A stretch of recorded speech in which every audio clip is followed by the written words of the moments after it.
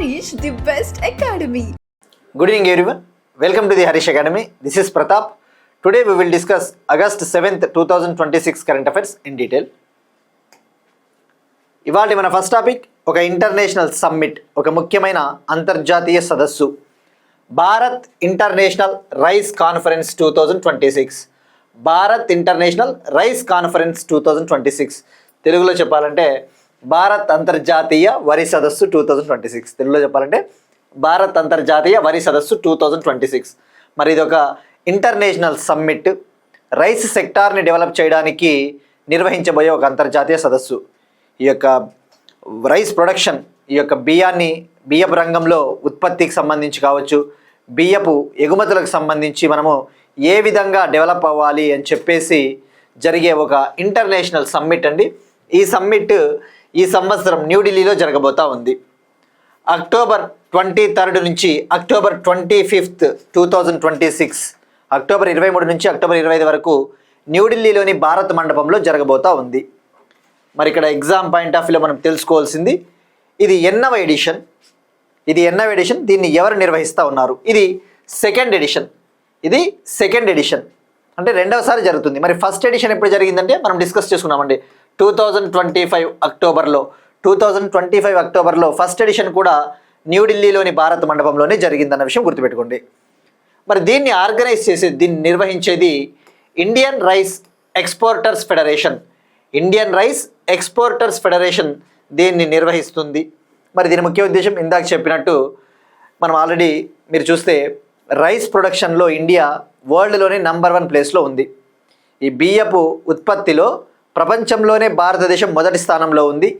Second ప్లేస్లో China ఉంది. 2025లో ఇండియా రైస్ ప్రొడక్షన్లో number 1 place in the world, second China. అలానే రైస్ ఎక్స్పోర్ట్స్, బియ్యపు ఎగుమతుల్లో కూడా India number 1. India is the largest producer of rice and at the same time India is the largest exporter of rice. మరి ఇక్కడ exam point of వ్యూలో ఈ సమ్మిట్కి సంబంధించి సుమారుగా 120కి పైగా దేశాల నుంచి సుమారుగా 30,000 మందికి పైగా ప్రతినిధులు పాల్గొంటూ ఉన్నారు. 120కి పైగా కంట్రీస్ నుంచి మోర్ దాన్ 30,000 డెలిగేట్స్ అటెండ్ అవుతూ ఉన్నారు. అంటే ఇందులో ట్రేడర్స్, బియ్యపు ఎగుమతిదారులు కావచ్చు, బియ్యపు వ్యాపారులు, రైస్ ఎక్స్పోర్టర్స్, రైస్ ట్రేడర్సు, వీళ్ళందరూ కూడా పార్టిసిపేట్ చేస్తారు. ఇక్కడ ఎగ్జామ్ పాయింట్ ఆఫ్ వ్యూ మనం గుర్తుపెట్టుకోవాల్సింది, ఇది సెకండ్ ఎడిషను, ఎవరు నిర్వహిస్తున్నారు, ఎక్కడ జరుగుతుంది, దీని ముఖ్య ఉద్దేశం ఏంటి, 4 పాయింట్లు. అయితే geography, economy point of view, మెయిన్గా ఎకానమీ పాయింట్ ఆఫ్ వ్యూలో మనం లింకప్ చేసుకోవాలండి. అసలు ఇండియా మనం డిస్కస్ చేసుకున్నాం, రైస్ ప్రొడక్షన్లో వరల్డ్లోనే నంబర్ 1 ప్లేస్లో ఉంది. మరి ఇండియాలో టాప్ స్టేట్స్ ఏవి? ఇక్కడ ఎకనామిక్ సర్వే చూసుకోవాలా. ఎకనామిక్ సర్వే రీసెంట్గా 2025-26 ఇయర్కి సంబంధించి ఎకనామిక్ సర్వే విడుదల చేశారు. మరి ఆ ఎకనామిక్ సర్వేలో 2024-25 ఆర్థిక సంవత్సరంలో 2024-25 ఫినాన్షియల్ ఇయర్లో ఏవి టాప్ 3 స్టేట్స్ బియ్యం ఉత్పత్తిలో అని చెప్పేసి ఒక రిపోర్ట్ని విడుదల చేశాయి. మరి ఆ రిపోర్ట్ ప్రకారము ఫస్ట్ ప్లేస్లో ఉత్తరప్రదేశ్ ఉంది. ఎప్పుడైనా మీరు అఫీషియల్ వెబ్సైట్ చెక్ చేసుకోవాలండి. ఎకనామిక్ సర్వే 2025-26 అపెండిక్స్ లాస్ట్లో ఉంటుంది డేటా. ఇక్కడ మీరు చూస్తే రైస్ టాప్ ప్లేస్లో ఏ ఇయర్ 2024-25, ఎకనామిక్ సర్వే 2025-26దే, కానీ డేటా ఎప్పటిది ఉంటుంది 2024-25ది. 2026-27 సర్వేలో 25-26 సంబంధించి కూడా డేటా ఉంటుంది. సో గుర్తుపెట్టుకోండి, 2024-25 ఇయర్లో ఉత్తరప్రదేశ్ టాప్ ప్లేస్లో ఉంది రైస్ ప్రొడక్షన్లో, సెకండ్ తెలంగాణ, థర్డ్ వెస్ట్ బెంగాల్ అన్న విషయం గుర్తుపెట్టుకోండి. మరి ఇక 25-26లో తీసుకుంటే ఆల్రెడీ 2025-26 ఆర్థిక సంవత్సరం కూడా ముగిసిపోయింది కదా. మరి 2025-26 మీరు చూసుకుంటే ఫస్ట్ ప్లేస్లో అగైన్ ఉత్తరప్రదేశ్ ఉంది. షేర్ వచ్చేసి 15.59%. భారతదేశం మొత్తం బియ్యం ఉత్పత్తిలో ఉత్తరప్రదేశ్ వాటా 15.59%. సెకండ్ ప్లేస్లో పంజాబ్ ఉంది, 10.98% of the countries rice production. Third ప్లేస్లో వెస్ట్ బెంగాల్ 9.52%. ఇక ఫోర్త్ మధ్యప్రదేశ్, ఫిఫ్త్ తెలంగాణ ఉంది. 25-26లో అయితే తెలంగాణ 5వ స్థానంలో ఉందన్న విషయం గుర్తుపెట్టుకోండి. సో ఇది అండి భారత్ ఇంటర్నేషనల్ రైస్ కాన్ఫరెన్స్. ఎకానమీలో మీకు చాలా హెల్ప్ అవుతాయి ఇవి. Next one, most important scheme అండి. యూనియన్ క్యాబినెట్ గోబర్ధన్ స్కీమ్కి ఆమోదం తెలిపింది.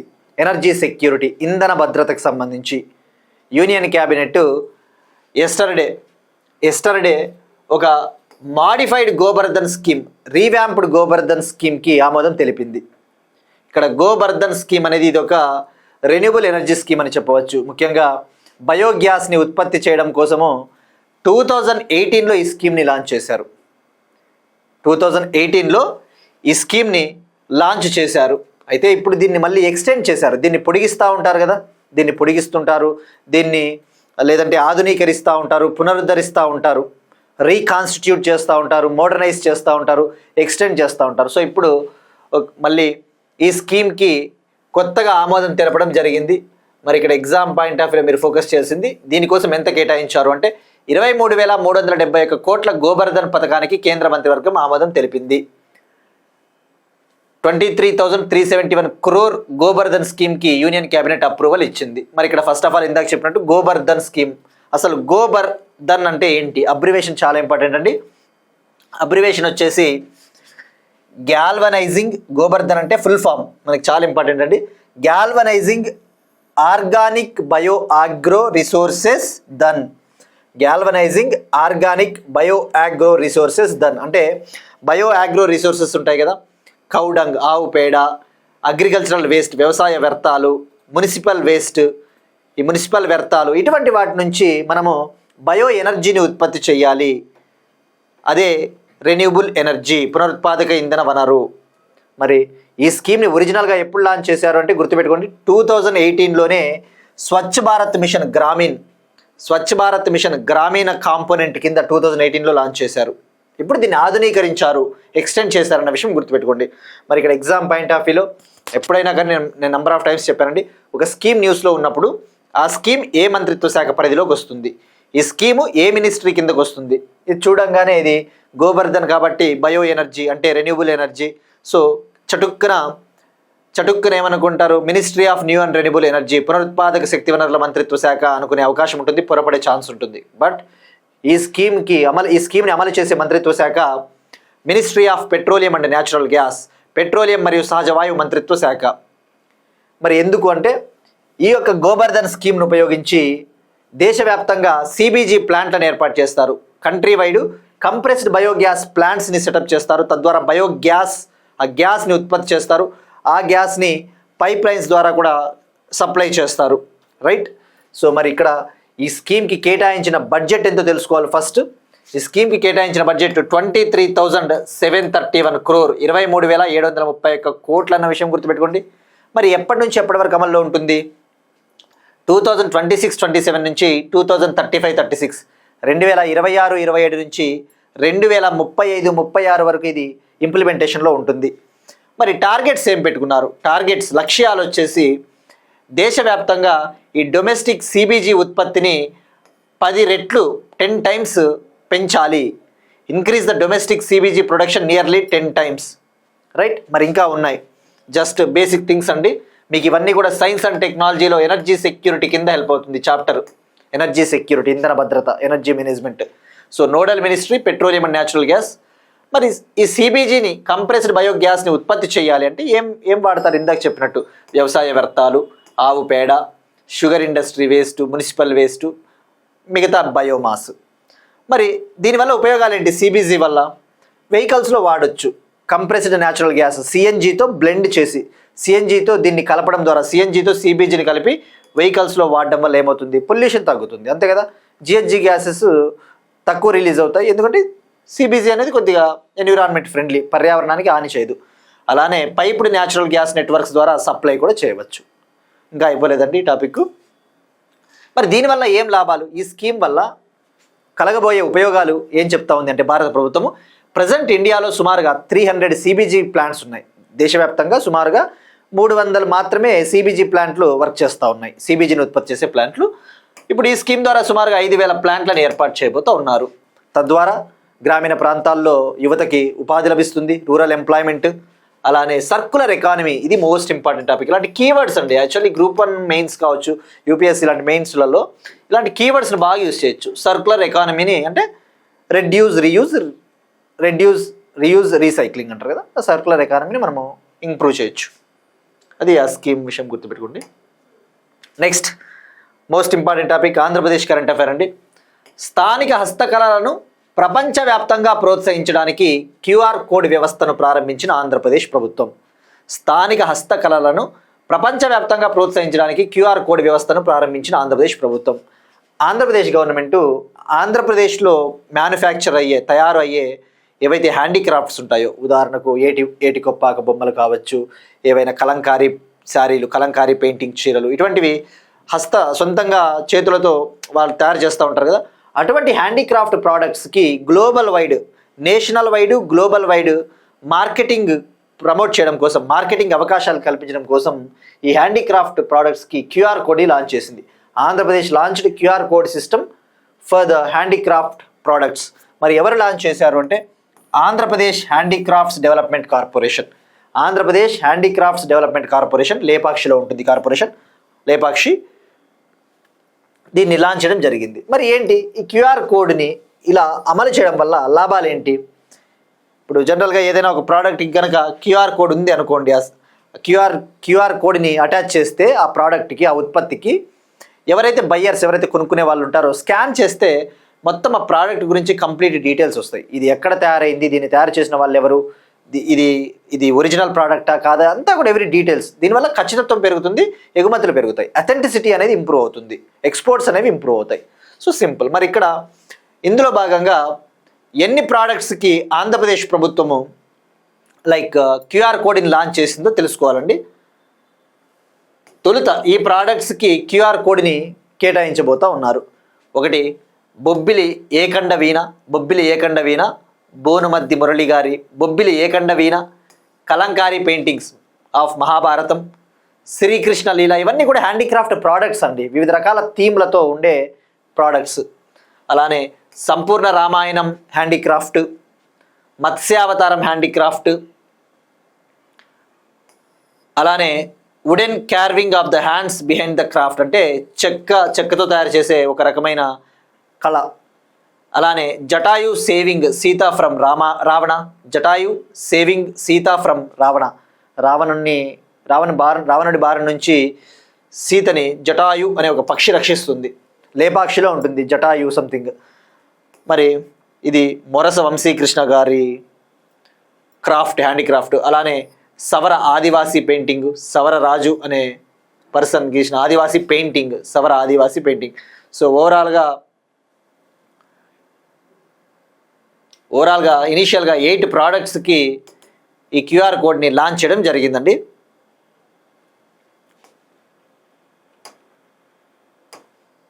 నెక్స్ట్ వన్ ఎన్విరాన్మెంట్, బయోడైవర్సిటీ, జీవ వైవిధ్యానికి సంబంధించి ఒక ఇంపార్టెంట్ టాపిక్ అండి. ముళ్లతో కూడిన కొత్త సముద్ర గుర్రపు జాతి హిప్పోక్యాంపస్ అమండా విన్సెంటి రీసెర్చర్సు ఇండియన్ ఓషియన్లో ఒక కొత్త ముళ్లతో కూడిన సముద్ర గుర్రపు జాతిని కనుగొన్నారండి. ఇండియన్ ఓషన్, హిందూ మహాసముద్ర ప్రాంతంలో కేరళకు చెందిన రీసెర్చర్సు ముళ్లతో కూడిన కొత్త సముద్ర గుర్రపు జాతిని కనుగొన్నారు. మనం ఎగ్జామ్ పాయింట్ ఆఫ్ వ్యూ ఎప్పుడైనా కానీ రీసెర్చర్స్ ఏదైనా కనుగొన్నప్పుడు వాళ్ళు ఏం కనుగొన్నారు, అది ఏంటిది, ఎక్కడ కనుగొన్నారు, అలాంటి బేసిక్ థింగ్స్ ఎనఫ్ అండి. మరి కేరళకు చెందిన సైంటిస్టులు, researchers new thorny sea horse స్పీషీస్ని ఇండియన్ ఓషన్లో డిస్కవర్ చేశారు. New thorny sea horse species, thorny అంటే ముళ్ళు ఉంటాయి, సీ హార్స్ అంటే సముద్ర గుర్రపు జాతి. మరి దాని పేరేంటి అంటే Hippocampus Amanda Vincenti. Hippocampus Amanda Vincenti ఎక్కడ కనుగొన్నారు? Indian Ocean. ఎవరు కనుగొన్నారంటే Kerala University of Fisheries and Ocean Studies scientists. Kerala University of Fisheries and Ocean Studies సైంటిస్టులు, కుఫోస్ సైంటిస్టులు కనుగొన్నారు.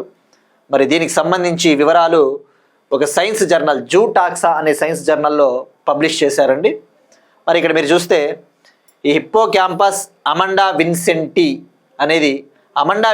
అనేది యాక్చువల్లీ ఒక మెరైన్ బయాలజిస్ట్ పేరు అండి, ఒక వ్యక్తి పేరు. అమండా విన్సెంట్ అనే ఆయన ఒక మెరైన్ బయాలజిస్ట్, సముద్ర శాస్త్రవేత్త, మెరైన్ బయాలజిస్ట్, సముద్ర జీవశాస్త్రవేత్త. ఆయన పేరునే దీనికి పెట్టడం జరిగిందండి. మరి ఇక్కడ మీరు చూస్తే ఇలా ఉంటుంది ఆ స్పీషీస్, సముద్ర గుర్రపు జాతి హిప్పోక్యాంపస్ అమండా విన్సెంటి అనేది. ఇది మూడు సముద్ర గుర్రపు జాతుల కలయిక అండి. ఇది ఒక్క స్పీషీస్ కాదు, 3 టైప్స్ ఆఫ్ స్పీషీస్ ఇందులో ఉంటాయి. కనుగొన్నారు. అదొకటి కనుగొన్నారు. అలానే మరొకటి నార్త్ ఇండియన్ ఓషన్లో హిప్పోక్యాంపస్ జయకారి అనే మరొక సముద్ర గుర్రపు జాతిని కూడా కనుగొన్నారు. సింపుల్గా దాని పేరు గుర్తుపెట్టుకోండి, ఎక్కడ కనుగొన్నారు, ఎవరు కనుగొన్నారు, ఏంటిది, అది ఎనఫ్ అండి.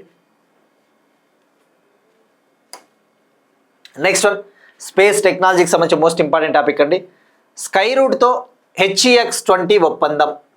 హైదరాబాద్కు చెందిన స్కైరూట్ ఏరోస్పేస్ కంపెనీతో కేరళ టెక్నోపార్క్కు చెందిన స్పేస్ టెక్ కంపెనీ HEX-20 ఒక అగ్రిమెంట్ కుదుర్చుకుంది. తెలంగాణ హైదరాబాద్కు చెందిన స్కైరూట్ ఏరోస్పేస్తో కేరళలోని టెక్నోపార్క్కు చెందిన HEX-20 అనే ఒక కంపెనీ ఒక అగ్రిమెంట్ కుదుర్చుకునిందండి. మరి ఇక్కడ ఎప్పుడైనా ఎగ్జామ్ పాయింట్ ఆఫ్ వ్యూలో ఇలాంటి MOUs వివిధ కంపెనీల మధ్య కుదురుతూ ఉంటాయి. స్పేస్ కంపెనీలు కావచ్చు, డిఫెన్స్ కంపెనీలు. ఆ MOUలు కుదిరినప్పుడు వాటి ముఖ్య ఉద్దేశం ఏంటి, ఆ MOUలు కుదుర్చుకున్న కంపెనీలకు ఏమైనా ప్రాముఖ్యత ఉందా, ఆ MOUలు ఏవైతే కుదుర్చుకుంటాయో ఆ కంపెనీస్కి ఏమైనా ఇంపార్టెన్స్ ఉందా అనేది మనం తెలుసుకోవాలి. ఫస్ట్ ఆఫ్ ఆల్ మనం ఆ ఇంపార్టెన్స్ తెలుసుకుందాం, తర్వాత దీని గురించి ఈజీగా నేను చెప్తానండి.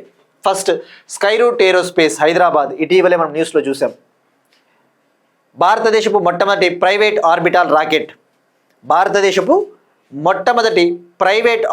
రాకెట్ విక్రమ్ 1ని డెవలప్ చేసి లాంచ్ చేసింది Skyroot aerospace company. India's first private orbital rocket launched by Skyroot, that is Vikram 1 mission ఆగమన్లో భాగంగా, రైట్. మరి ఇక్కడ HEX-20 కంపెనీ, ఇది కేరళకు చెందిన ఒక శాటిలైట్ మ్యానుఫ్యాక్చరింగ్ కంపెనీ, శాటిలైట్ల తయారీ కంపెనీ అండి. మరి దీని ప్రాముఖ్యత ఏంటి అంటే, దీని ప్రాముఖ్యత వచ్చేసి భారతదేశంలో ప్రైవేటు రంగంలో మొట్టమొదటిసారిగా రైడ్ షేర్ శాటిలైట్ను నిర్మించిన సంస్థ HEX-20. భారతదేశంలో ప్రైవేటు రంగంలో మొదటి రైడ్ షేర్ శాటిలైట్ను నిర్మించిన సంస్థ HEX-20. India's first ride share satellite in private sector built by HEX-20. India's first ride share satellite in private sector built by HEX-20 from Kerala. మరి ఇక్కడ ఎగ్జామ్ పాయింట్ ఆఫ్ వ్యూలో ride share satellite అంటే ఏంటో ఒక్క point తెలుసుకున్న తర్వాత మనకి ఈజీగా అర్థమవుతుందండి.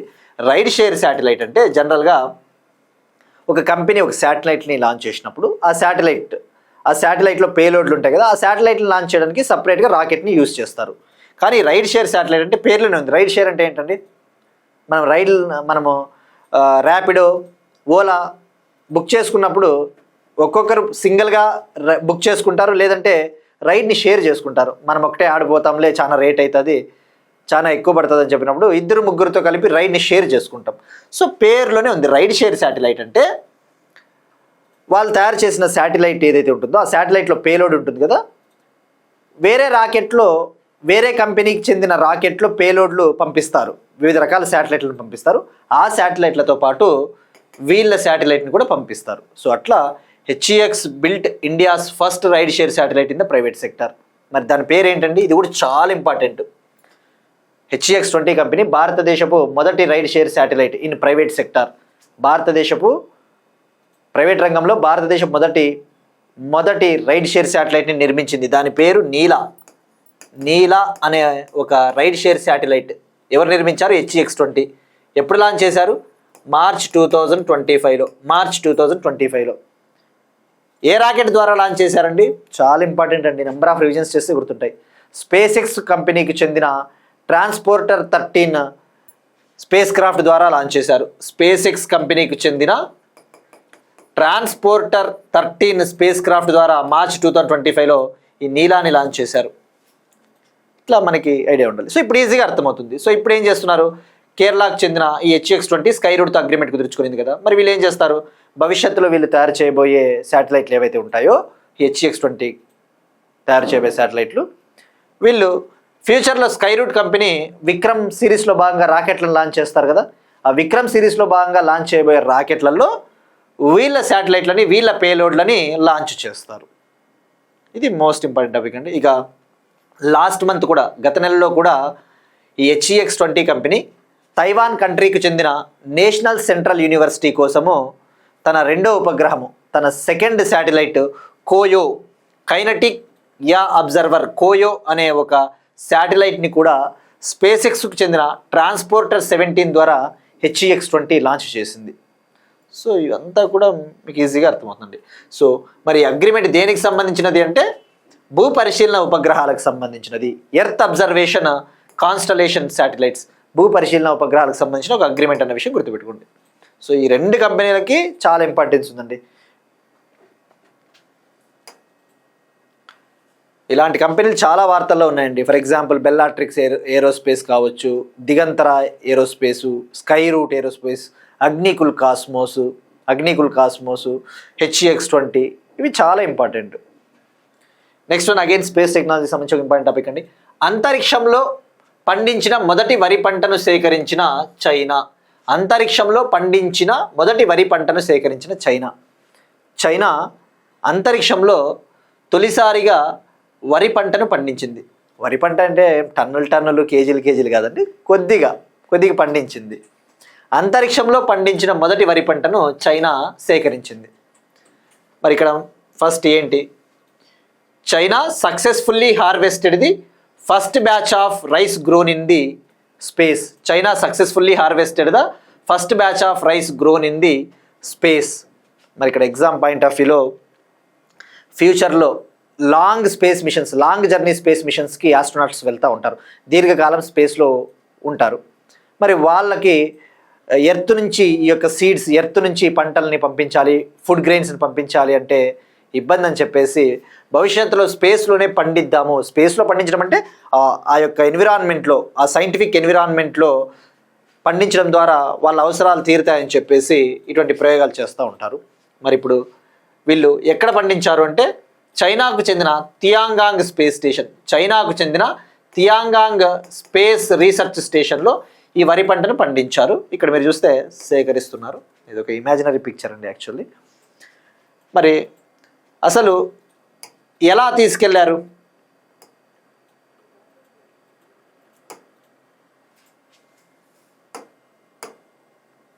రైస్ సీడ్స్ని మే 24న ఆ యొక్క రైస్ సీడ్స్ మే 24, 2026లో షెంజౌ 23 మిషన్ ద్వారా, షెంజౌ 23 అనే ఒక మిషన్ ద్వారా ఆ యొక్క వరి బియ్యాన్ని, ఆ రైస్ సీడ్స్ని తియాంగాంగ్ స్పేస్ స్టేషన్కి తీసుకుని వెళ్ళారు. దాదాపు 2 నెలల తర్వాత సక్సెస్ఫుల్గా పండించారు. మరి అవి ఎవరు సేకరించారు అంటే చైనాకు చెందిన ఆస్ట్రోనాట్లు జూ యాంగ్జు, జాంగ్ జియాన్, లై కాయింగ్ ఈ 3 ఆస్ట్రోనాట్లు ఈ వరి పంటను సేకరించారు. సో సింపుల్గా గుర్తుపెట్టుకోండి, తియాంగాంగ్ స్పేస్ స్టేషన్లో సేకరించారు. షెంజౌ 23 మిషన్ ద్వారా రైస్ని, ఆ వరిని అక్కడికి తీసుకుని వెళ్ళారు. నెక్స్ట్ వన్ డిఫెన్స్ టెక్నాలజీకి సంబంధించి అగ్ని-4 మీడియం రేంజ్ బ్యాలిస్టిక్ మిస్సైల్, అగ్ని-4 మధ్య శ్రేణి బ్యాలిస్టిక్ క్షిపణి ప్రయోగ పరీక్ష. డిఆర్డిఓ సక్సెస్ఫుల్గా అగ్ని-4 మీడియం రేంజ్ బ్యాలిస్టిక్ మిస్సైల్ని టెస్ట్ చేసిందండి. ఎక్కడి నుంచి లాంచ్ చేసిందంటే ఒడిశాలోని చాందీపూర్లోని ఇంటిగ్రేటెడ్ టెస్ట్ రేంజ్ నుంచి లాంచ్ చేయడం జరిగింది. ఈ యొక్క లాంచ్ని స్ట్రాటజిక్ ఫోర్సెస్ కమాండ్ ఆధ్వర్యంలో నిర్వహించారు. డిఫెన్స్ మినిస్ట్రీ కింద ఉండే స్ట్రాటజిక్ ఫోర్సెస్ కమాండ్ ఆధ్వర్యంలో ఈ యొక్క లాంచ్ని, ఈ యొక్క టెస్ట్ని సక్సెస్ఫుల్గా కండక్ట్ చేశారు. మరి ఇక్కడ ఎగ్జామ్ పాయింట్ ఆఫ్ వ్యూలో మనం తెలుసుకోవాల్సింది అగ్ని-4 అనేది ఇది స్వదేశీయంగా తయారు చేసిన ఒక medium range ballistic missile, indigenously developed medium range ballistic missile. మరి ఇది ఏ type of missile? Surface to surface ballistic missile. మరి దీని రేంజ్ ఎంత ఉంటుంది అంటే సుమారుగా 4000 కిలోమీటర్స్, 4000 కిలోమీటర్ల వరకు దూసుకొని పోగలదు. సో గుర్తుపెట్టుకోండి, ఇది ఒక సర్ఫేస్ టు సర్ఫేస్ మిస్సైల్. మరి ఫీచర్స్ ఇంకా మనకి ఇంపార్టెంట్ అండి.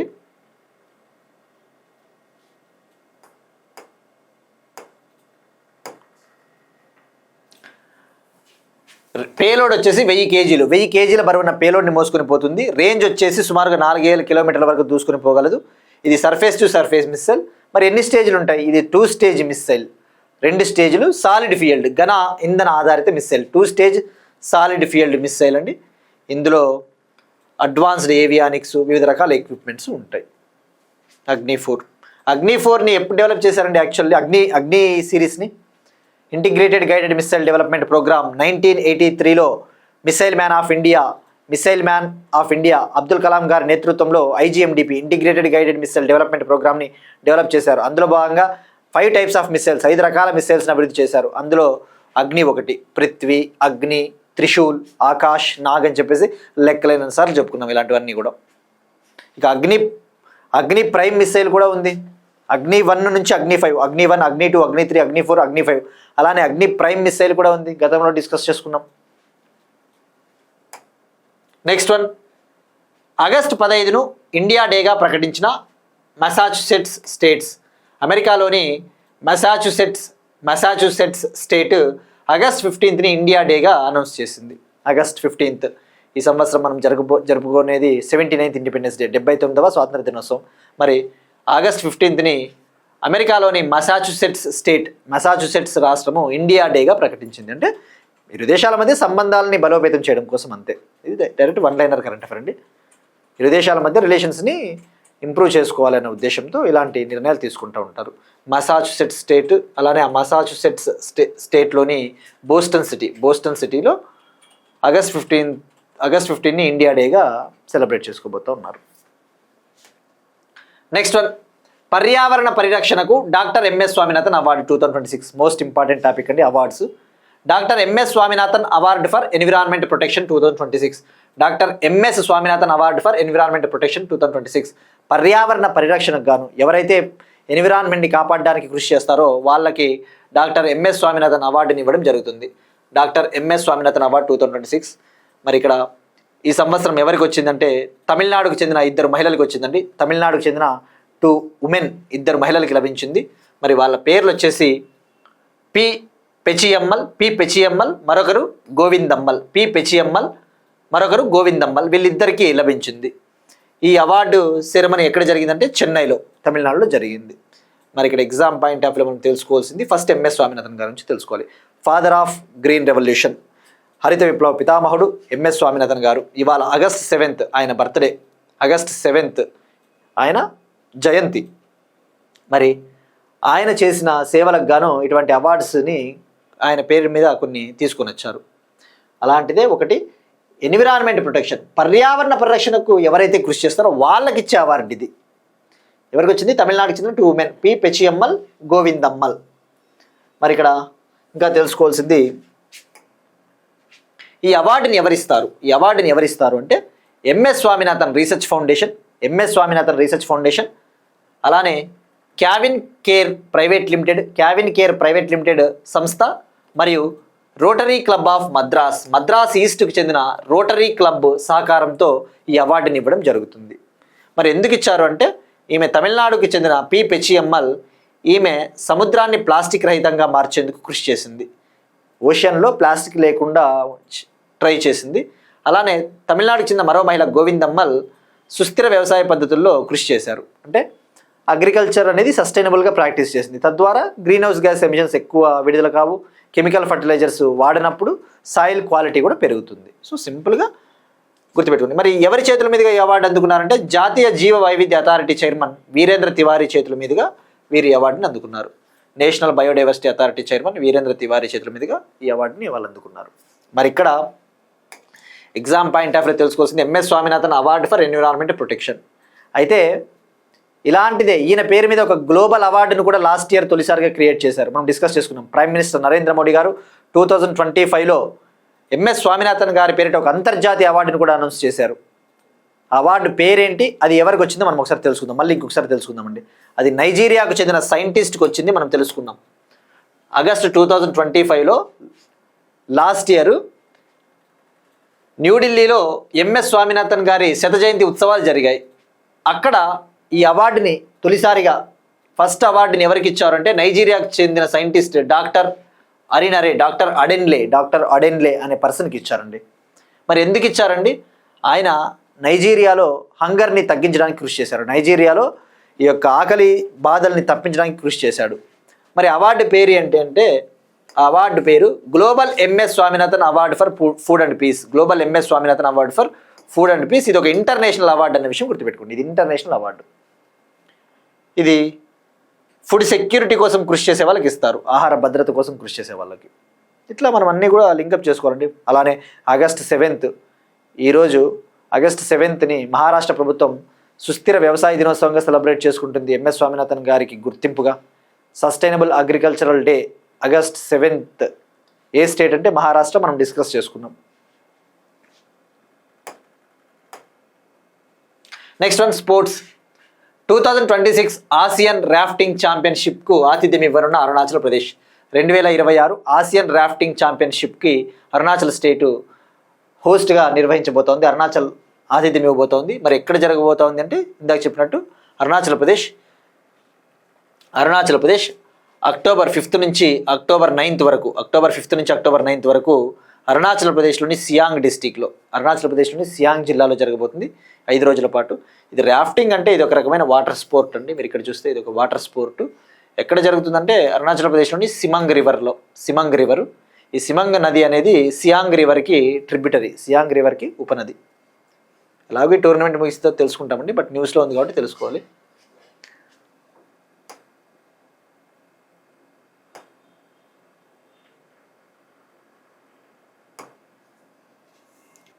నెక్స్ట్ వన్ ఇంపార్టెంట్ డేస్, వార్తల ముఖ్యమైన దినోత్సవాలు.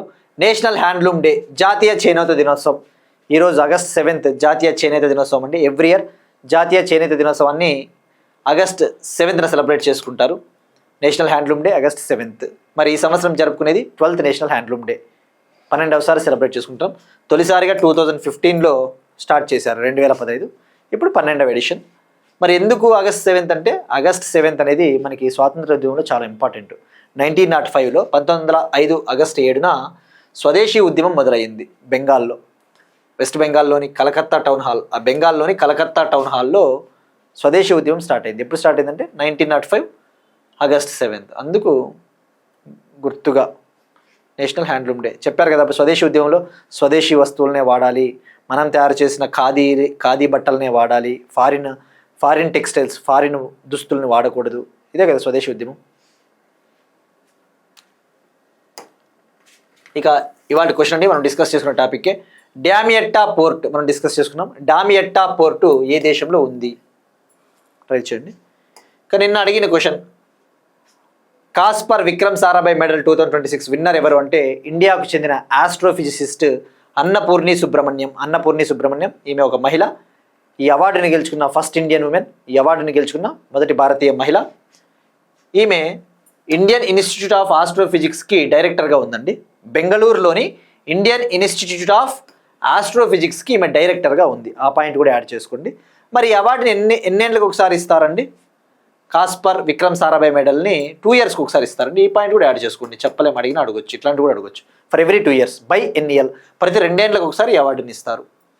మరి ఈ మెడల్ని ఎవరు ఇస్తారంటే COSPAR, committee on space research, మరియు ISRO, Indian Space Research Organisation జాయింట్గా ఈ అవార్డుని ఇస్తుంది. సో ఈ అవార్డుని గెలుచుకున్న ఫస్ట్ ఇండియన్ ఉమెన్ అన్న విషయం గుర్తుపెట్టుకోండి.